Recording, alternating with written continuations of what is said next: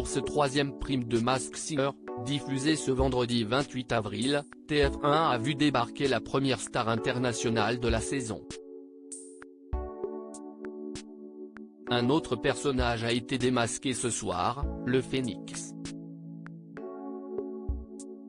Découvrez qui se cachait sous ce costume chatoyant.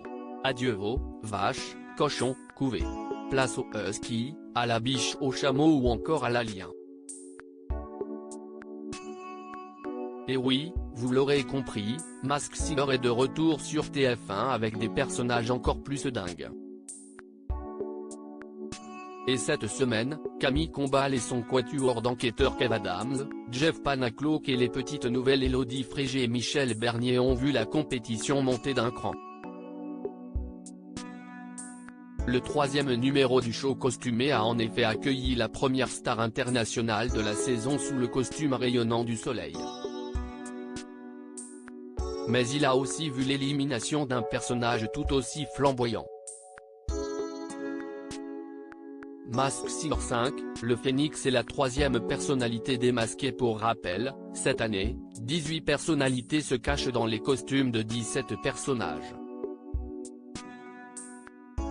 Et malheureusement, certains n'auront pas tenu plus d'un prime, à l'instar du canard, qui cachait la championne d'escrime Laura Flessel, du vautour, sous lequel était le comédien Martin Lamotte, de la chenille, qui abritait André Bouchet, plus connu sous le pseudonyme de Passepartout dans Fort Boyard, et du lama, qui accueillait le chorégraphe Jean-Marc Généreux.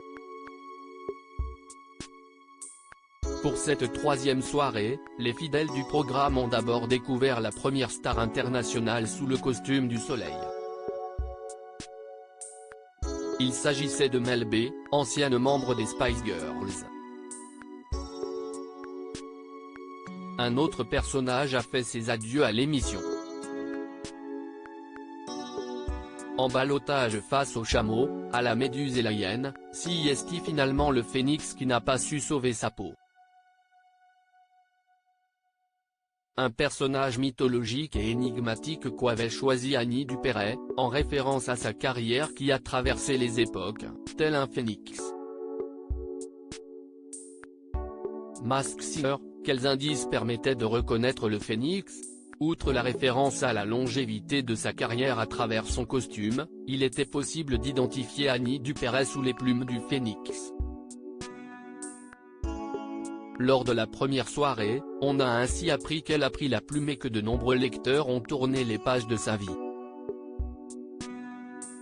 En effet, la comédienne de 75 ans a écrit de nombreux romans et rédigé son autobiographie, Le Voile Noir. D'ailleurs, le chat dans le casier, repéré par Élodie Frégé, était une référence directe à 3 de ses ouvrages, Les chats de hasard, Les chameaux et le poil et la plume. Quand le Phénix explique que la vie n'a pas été un long fleuve tranquille, cela n'a rien à voir avec le film du même nom d'Étienne Châtillier. Il s'agit en fait d'un hommage à celui qui a longtemps été son compagnon, l'acteur et réalisateur Bernard Giraudot, à qui l'on doit le film Les Caprices d'un fleuve, sorti en 1996. C'est aussi le père de ses 2 enfants Gaël et Sarah. Cette dernière figurait également parmi les indices à travers les secrets défense, qui faisait écho à son rôle d'agent secret dans la série Le Bureau des légendes. L'Oscar aperçu dans les magnétos ne faisait pas écho à la statuette américaine, mais à la pièce Oscar et la Dame Rose d'Éric Emmanuel Schmitt, où elle tenait le rôle de Mamie Rose. Enfin, plusieurs références à la filmographie de la comédienne ont été glissées, Al Pacino, à qui elle a donné la réplique dans le film Bobby Deerfield de Sidney Pollack en 1977, ou encore L'éléphant pour le cultissime Un éléphant, ça trompe énormément d'Yves Robert, sorti en 1976. Masked Singer, TF1 à lire aussi Masked Singer, qui se cache dans tous les costumes de cette saison 5 ? Découvrez les indices et nos pronostics.